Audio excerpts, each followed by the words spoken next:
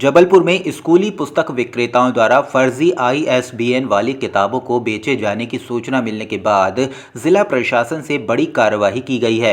जिला कलेक्टर ने अभिभावकों को सस्ते दामों पर बच्चों की स्कूली पुस्तकें खरीदने के लिए गोल बाजार में बुक फेयर का आयोजन किया है। इस बुक फेयर में अभिभावक कम दामों पर बच्चों की पुस्तकें खरीद सकेंगे। प्रदेश में इस तरह की पहल पहली बार हो रही है।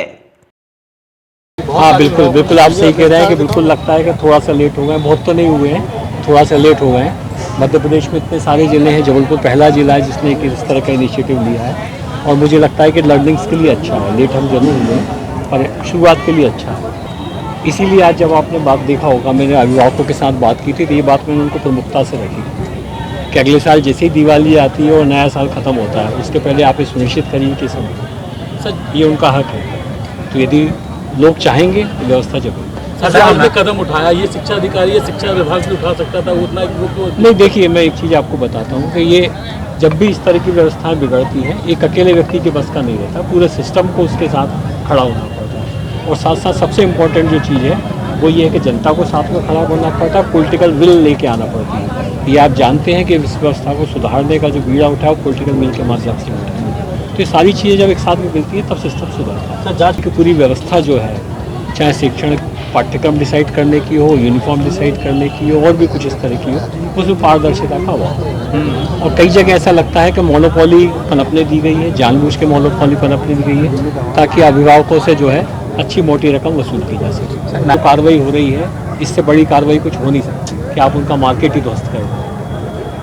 तो ये वाली कार्रवाई तो हम कर ही रहे हैं। एक बात और मैं बार बार आप लोगों को कह रहा हूँ कि अभी हम सब लोगों को सुनवाई का मौका दे रहे हैं। जांच हमारी ख़त्म नहीं हुई है, जांच में हम अलग अलग एंगल से जांच कर रहे हैं, उनको सुनवाई का मौका देंगे, उनसे पूछेंगे कि क्या लॉजिक है जिसकी वजह से आपने किया। यदि लॉजिक नहीं है, कोई साठगांठ निकलती है, कोई आपराधिक षड्यंत्र निकलता है जिसके माध्यम से अभिभावकों को लूटा गया या ठगा गया है, तो जाहिर है कि जिन धाराओं में अपराध हुआ है उन धाराओं में कार्रवाई होगी। सर ऑलमोस्ट मैं आपको यही कह रहा हूँ कि मेले का औचित्य अगले साल के लिए बड़ा क्लियर कट स्पष्ट होगा।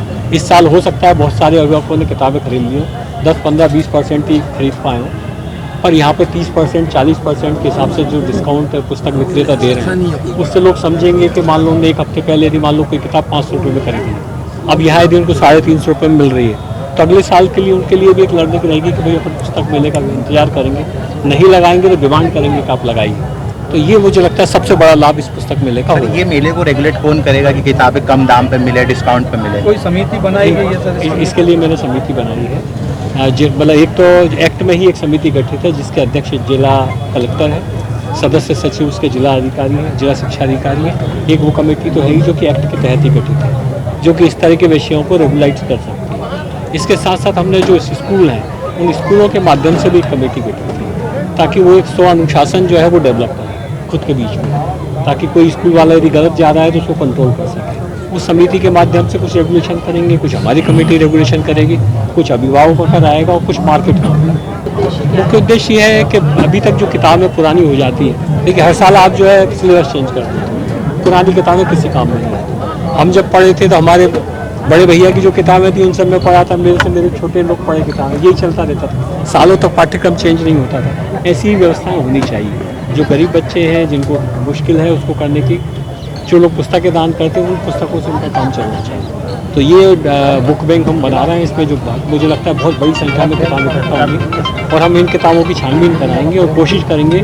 कि इन किताबों को यदि वो सारी अहर्ताएँ पूरी करती हैं तो इनको सिलेबस में भी शामिल रखा जाए। जबलपुर के हनुमान ताल क्षेत्र के हड्डी गोदाम में बीती रात हुई हत्या के आरोपी को पुलिस ने 24 घंटे के अंदर गिरफ्तार कर लिया है। आरोपी के पास से हत्या में युक्त चाकू भी बरामद किया गया है। पुलिस ने आरोपी पर हत्या का प्रकरण दर्ज कर जेल भेज दिया है। मंगलवार रात नाजिया नाम की महिला हड्डी गोदाम क्षेत्र में अपने मायके आई थी। पत्नी के मायके जाने के बाद पति इमरान भी उसे लेने गया था। नाजिया और इमरान के बीच आपसी विवाद हुआ। विवाद इतना बढ़ा कि इमरान ने चाकू निकालकर पत्नी को मारने लगा। नाजिया की बहन उसे बचाने आई तो इमरान ने उस पर भी चाकू से दनादन वार कर दिया। घटना को अंजाम देने के बाद आरोपी इमरान फरार हो गया। जो है हड्डी गोदाम पर एक पति ने, इमरान है, उसने अपनी पत्नी को पारिवारिक विवाद के कारण घायल कर दिया था। उसकी साली भी बचाव करने आई थी, उसको चाकू मार के हत्या कर दी थी। तत्काल श्रीमान पुलिस अधीक्षक महोदय द्वारा और श्रीमान अतिरिक्त पुलिस अधीक्षक शहर द्वारा निर्देशित करने पर मेरे द्वारा पीआई हनुमान तालवत उसके नेतृत्व में 2-3 टीमें बनाई आरोपी को गिरफ्तार करने के लिए। आज 24 घंटे के अंदर आरोपी को गिरफ्तार कर लिया गया है। आरोपी इमरान है और जो घटना में प्रयुक्त चाकू है वो भी बरामद हो गया है और जो वैधानिक कार्रवाई है वो की जा रही है। भैया इसमें कहाँ से पकड़ा गया, मुख्य वजह क्या ये है? रानीताल से आरोपी को पकड़ा गया है। मुख्य वजह ये थी कि अभी कुछ महीने पहले इसकी शादी हुई थी नजमा से आरोपी की, तो इसका कुछ पत्नी से विवाद हो गया था, तो पत्नी 2-3 दिन से अपने मायके आ गई थी।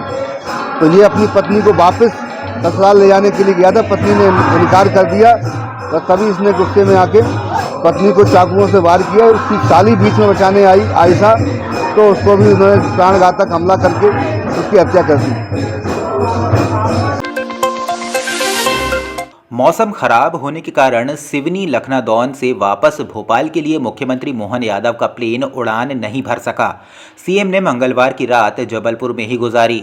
बुधवार को जबलपुर से मंडला जाने से पहले सीएम मोहन यादव लोक निर्माण मंत्री राकेश सिंह के साथ जबलपुर की प्रसिद्ध बड़ी खेरमाई माता मंदिर के दर्शन करने पहुंचे। गुरुवार की शाम को सीएम सिहोरा विधानसभा के पडरिया गांव जाएंगे, जहां पर भाजपा प्रत्याशी के लिए सभा करेंगे।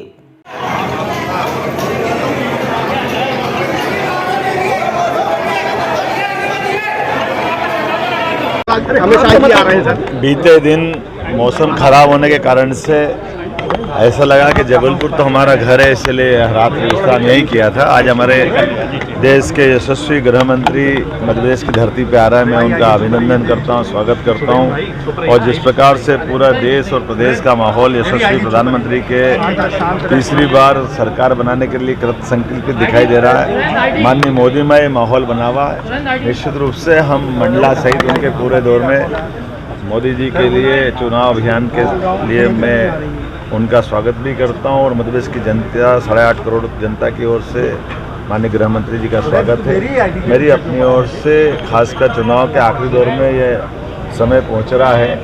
हम सब कामना करें हमारी 29 की 29 सीट माननीय मोदी जी को समर्पित करेंगे। बहुत बहुत जबलपुर में कांग्रेस प्रत्याशी दिनेश यादव के चुनाव का प्रचार करने प्रदेश कांग्रेस अध्यक्ष जीतू पटवारी जबलपुर पहुंचे। पत्रकारों से चर्चा करते हुए जीतू पटवारी ने कहा, दिनेश यादव जैसा सरल स्वभाव का उम्मीदवार जबलपुर की जनता को मिला है। निश्चित ही दिनेश यादव इस बार लोकसभा का चुनाव जीत रहे हैं। संस्कारधानी से संस्कारी व्यक्ति दिनेश यादव ही सांसद बनेंगे। दिनेश यादव जी के पक्ष में अद्भुत माहौल है, बहुत सिंपैथी है उनके लिए।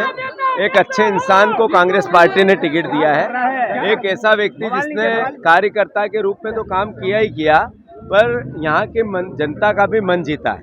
मैं मानता हूँ ऐसा व्यक्ति जिसकी कोई बुराई नहीं है, ऐसा व्यक्ति जो हमेशा सबके लिए आम आदमी कार्यकर्ता एक नॉर्मल मैन सांसद बनने जा रहा है। मैं सबको बहुत साधुवाद देता हूं, कार्यकर्ताओं में बहुत उत्साह है और जनता भी उनके पक्ष में बहुत अच्छी संवेदनाएं रख रही है। पक्का संस्कारधानी से संस्कारी व्यक्ति दिनेश यादव जी ही सांसद बने।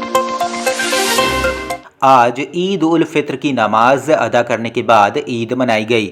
नमाज अदा करने के बाद सभी ने ईदगाहों में एक दूसरे को गले लगाकर पर्व की बधाइयां दी। ईदगाह कला रानीताल में मुफ्ती आज़म मध्य प्रदेश हज़रत मौलाना डॉक्टर मुशाहिद रज़ा कादरी ने संबोधन देते हुए अमन व चैन की कामना की। उन्होंने कहा, आज के दिन गरीबों की अधिक से अधिक संख्या में मदद की जानी चाहिए, जिससे वे भी ईद की खुशियां मना सकें।